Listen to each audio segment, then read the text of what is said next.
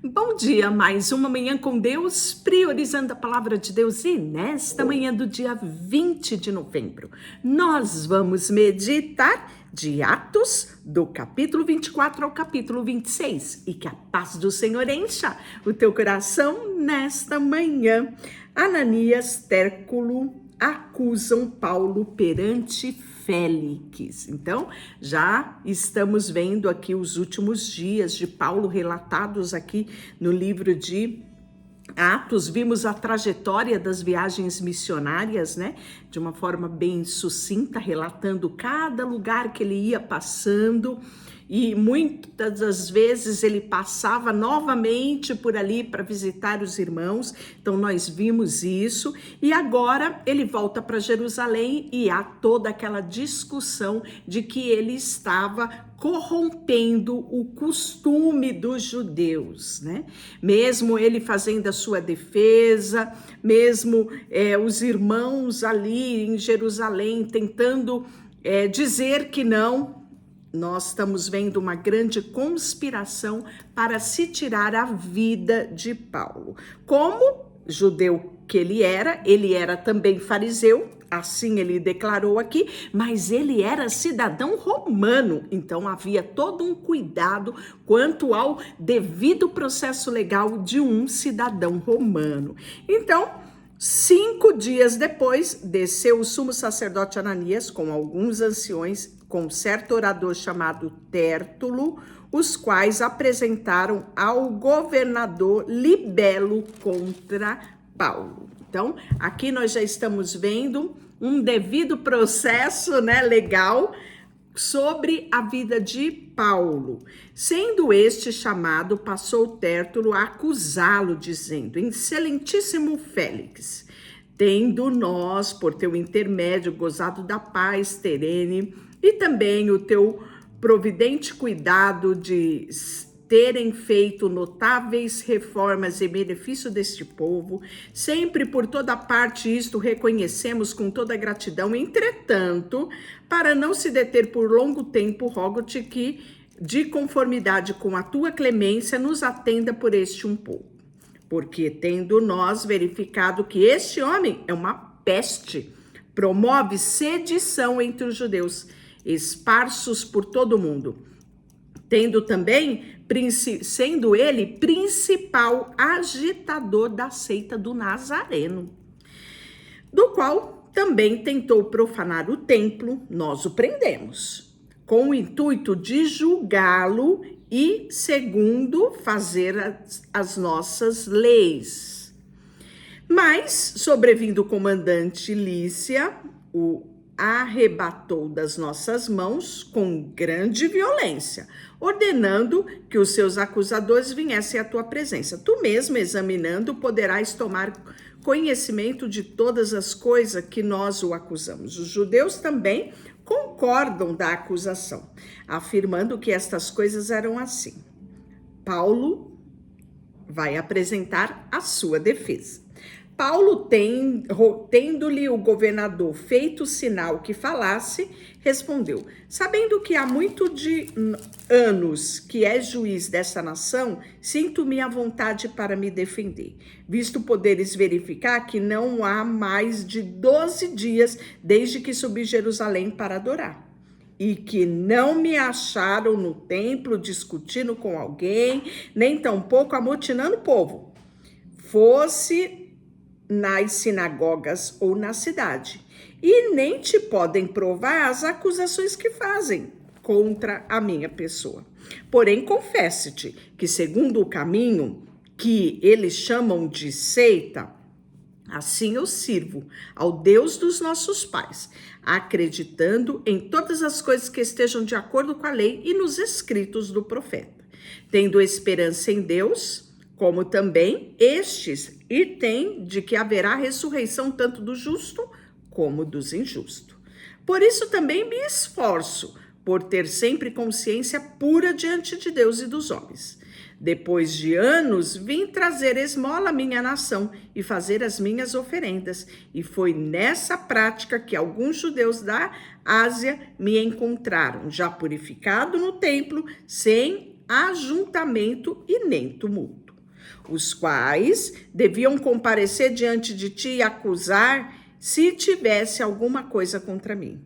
Ou estes mesmos digam que iniquidade acharam em mim, por ocasião do meu comparecimento perante o sinédrio, salvo estas palavras que clamei, estando entre eles, hoje sou eu julgado por vós acerca da ressurreição dos mortos.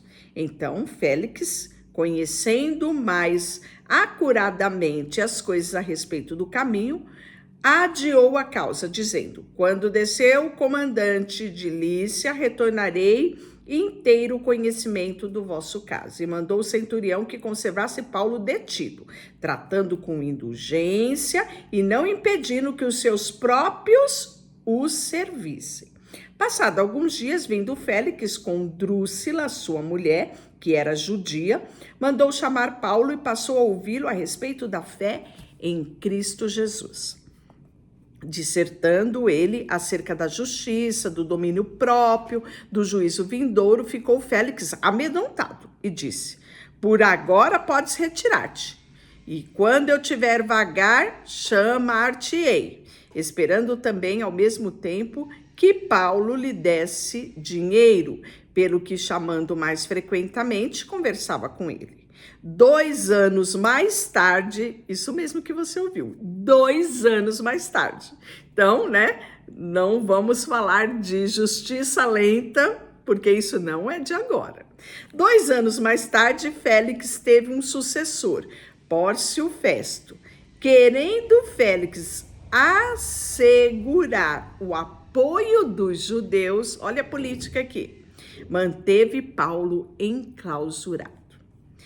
Tendo, pois, Festo assumido o governo da província, 3 dias depois subiu a Cesareia para Jerusalém. E logo os principais dos sacerdotes, que a maioria dos judeus lhe apresentaram queixa contra Paulo e lhe solicitaram, pedindo como favor, em detrimento de Paulo, que o mandasse vir a Jerusalém, armando ele cilada para o matarem na estrada.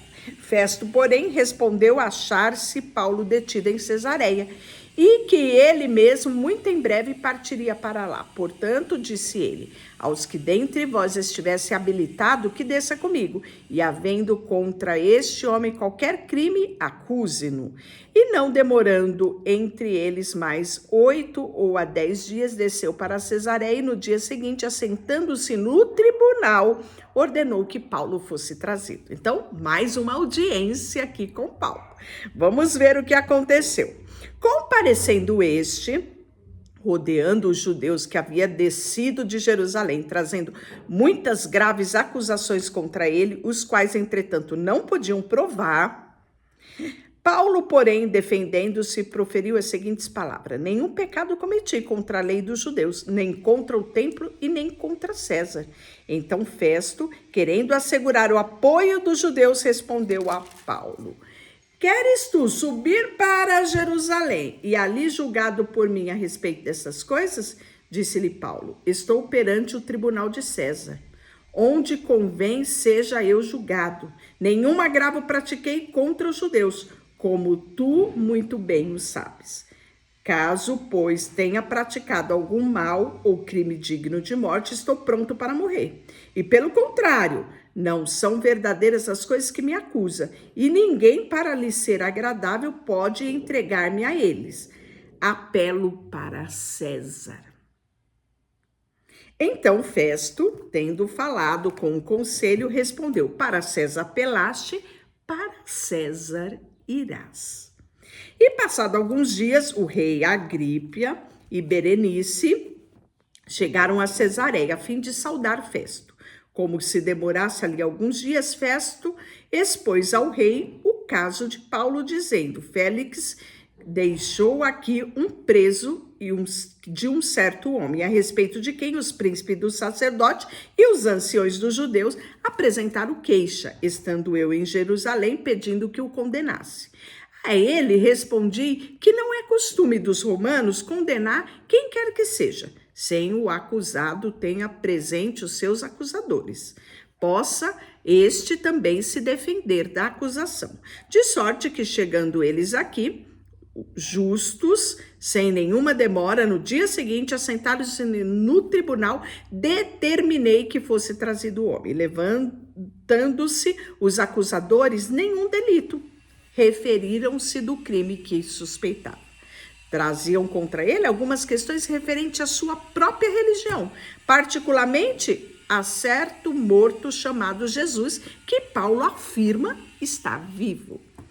Estando eu perplexo quanto ao modo de investigar estas coisas, perguntei que queria ir para Jerusalém ou ser ali julgado a respeito disso. Mas, havendo Paulo apelado para que ficasse em custódia para julgamento de César, ordenei que o acusado continuasse detido até que enviasse-o a César.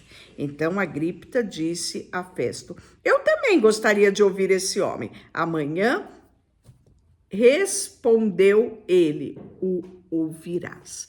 Então, olhe só aquilo que Deus tinha dito para Paulo, né? Que ele estaria perante grandes homens, né? Pregando o evangelho e que ele chegaria a Roma. Então, você está percebendo aqui toda a movimentação, né? Para se cumprir o propósito. De fato, no dia seguinte, vindo Agripa e Berenice com grande pompa, tendo ele entrado na audiência juntamente com os oficiais superiores, os homens eminentes da cidade, Paulo foi trazido por ordem de Festo. Então, disse Festo: Rei Agripa, e todos vós que estáis presentes conosco, vede este homem, por causa de quem toda a multidão dos judeus recorreu a mim, tanto em Jerusalém como por aqui, chamando que não convinha que ele viesse mais. Porém, eu achei que ele nada praticara passível de morte. Entretanto, tendo ele apelado para o imperador César, resolvi mandá-lo para o imperador. Contudo, a respeito dele, nada tenho de positivo que escreva ao soberano. Por isso, eu o trouxe à vossa presença e mormente a tua, ó rei Agripa, para que, feita a arguição, tenha eu alguma coisa que escrevi. Porque não me parece razoável remeter um preso sem mencionar ao mesmo tempo as acusações que militam contra ele. E aí Paulo vai discursar em frente perante o rei Agripa. Olha só. A seguir, Agripa, dirigindo a Paulo, disse: é permitido que uses a palavra em tua defesa. Então Paulo, estendendo a mão, passou a defender os seus termos. Tendo-me por feliz, ó rei Agripa, pelo privilégio que hoje, na tua presença, poder produzir a minha defesa de todas as acusações feitas contra mim pelos judeus. Então, Paulo, como nós já mencionamos, né, era um homem com um bom conhecimento, era um homem, né, formado nas melhores escolas daquela época. Então, Paulo, ele sabia se portar muito bem, tanto em meio a pessoas simples, pregando o evangelho e ensinando o caminho, como também diante de grandes autoridades, né? Então, Paulo era conhecedor não só das escrituras, né, mas também da lei romana. E aí ele fala: quando a minha vida, desde a mocidade, como decorreu desde o princípio, entre o meu povo e em Jerusalém, todos os judeus conhecem, pois na verdade eu era conhecido deles desde o princípio, e assim quiseram testemunhar, porque vivi fariseu, conforme a seita mais severa da nossa religião, e agora estou sendo julgado por causa da esperança e da promessa que por Deus me foi feita a nossos pais, né? Os quais nossas 12 tribos, servindo a Deus fervorosamente. Então ele traz diante do rei Agripa todo um contexto do que era a vida dele, as crenças dele, a identidade dele como judeu. E assim procedi em Jerusalém, havendo eu recebido a autorização dos principais sacerdotes, encerrei em cárcere muitos santos nas prisões. Então, ou seja, ele estava falando, olha, eu já fui do lado deles, eu já pratiquei muita coisa, amando deles, contra esses mesmos cristãos que hoje eu sou denominado como um, né? E aí nós vamos ver que ele conta também a experiência do caminho de Damasco, da luz que ele apareceu no versículo 13, ao meio-dia, indo ele, né, com cartas para prender cristãos. E aí ele fala da conversão em si, e aí ele fala assim, ó, mas alcançando o socorro de Deus, permaneço até o dia de hoje, dando testemunho tanto a pequenos quanto grandes, nada dizendo, senão o que profere e professa a Moisés, disseram haver de acontecer. Isto é, o que Cristo deveria padecer, e sendo o primeiro da ressurreição dos mortos, anunciaria a luz aos povos gentios, né? Então ele está citando uma profecia de Isaías, isso mesmo, capítulo 42, 6, 49, 6. E aí nós vamos ver que, dizendo ele estas coisas, em sua defesa, Festo o interrompeu em voz alta. Estás louco, Paulo? Há muitas letras te fazem delirar. Paulo, porém, respondeu, não estou louco, excelentíssimo Festo. Pelo contrário, digo a palavra da verdade e de bom senso, porque tudo isso é de conhecimento do rei, que me dirijo com franqueza, que estou persuadido de que nenhuma dessas coisas lhe é oculta, porquanto nada se passou em algum lugar escondido. Acredito, ó rei Agripa, nos profetas? Bem sei que acredita. Então Agripa se dirigiu a Paulo e disse, por pouco me persuadistes para me fazer um cristão. Paulo respondeu, assim Deus permitisse que por pouco ou por muitos não são tu, ó rei, porém todos que hoje me ouvem se tornam tais qual eu sou, exceto essas cadeias. E aí, Paulo teria sido solto aqui, né? Se ele não tivesse apelado para César, isso mesmo. E aí, a esta altura, levantou-se o rei, também o governador, Berenice, que era a esposa do rei, né? Bem como os que estavam assentados com eles. E, havendo se retirado, falavam uns com os outros, dizer, este homem nada tem feito, passível de morte ou de prisão. Então, Agripa dirigiu a festa e disse, este homem bem podia ser solto, se não tivesse apelado para César. Deixa eu orar por você. Senhor, nesta manhã, colocamos diante de Ti o nosso coração, a nossa vida, tudo que temos e tudo que somos. Queremos Te agradecer por todo o cuidado, por toda a revelação da Tua palavra e pelos exemplos extraordinários que temos aqui, de fidelidade, de confiança, de comprometimento com o Seu chamado.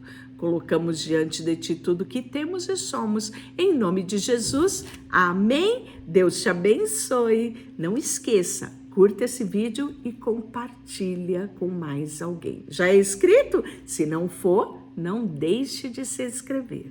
Deus te abençoe.